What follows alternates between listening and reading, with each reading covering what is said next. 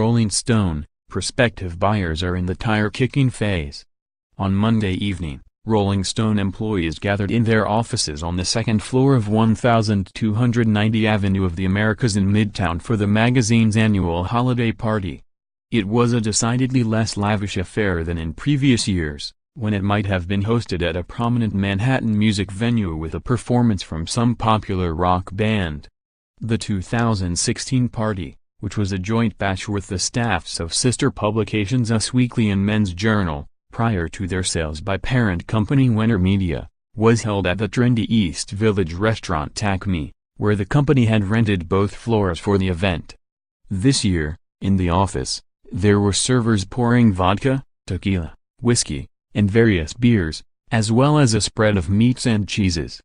Gus Wenner, the 27-year-old scion who has been ushering in Rolling Stone's much-delayed digital transformation in his role as Wenner Media's president and chief operating officer, stopped by to mingle, but his father, 71-year-old Jann Wenner, who has shepherded the one-time counterculture Bible for 5 decades, had left the building earlier in the day. Everyone was talking about rumors of the sale and what they'd heard or hoped for, a person who was there told me. It was literally the only thing people were discussing. A 3-month auction for the Wenner's remaining 51% stake in Rolling Stone, which has been struggling financially, has entered its concluding stage. Several finalists were invited in to receive presentations from Wenner executives before submitting their best and final offers, according to people familiar with the process.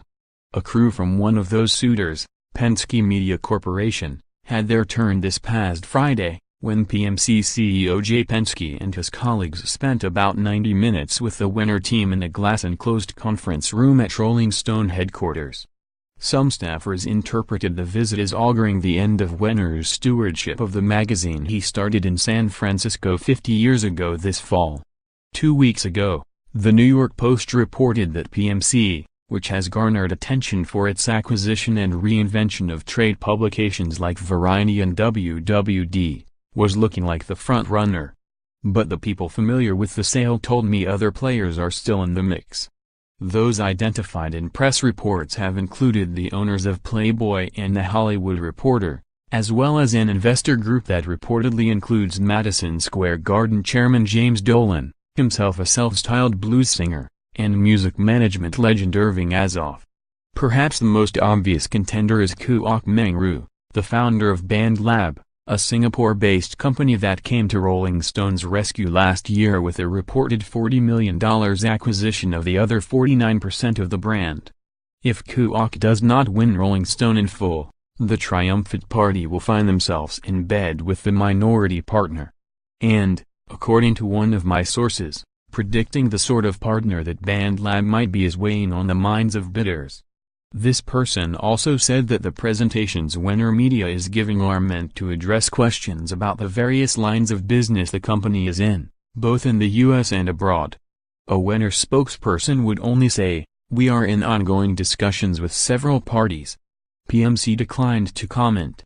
But inside Rolling Stone's newsroom, they seem to be an attractive option. One journalist told me the publication's editorial ranks are feeling cautiously optimistic about the prospect of Penske ownership.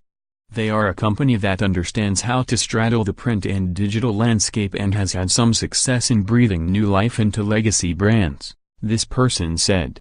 One of the main concerns for writers and editors is that the new owner continues to invest in the range of coverage areas Rolling Stone is known for, as opposed to just doubling down on its influence as a music title. We wouldn't want to lose the ability to cover culture, politics, and the many other things that are important to our readers, the Rolling Stone journalist said.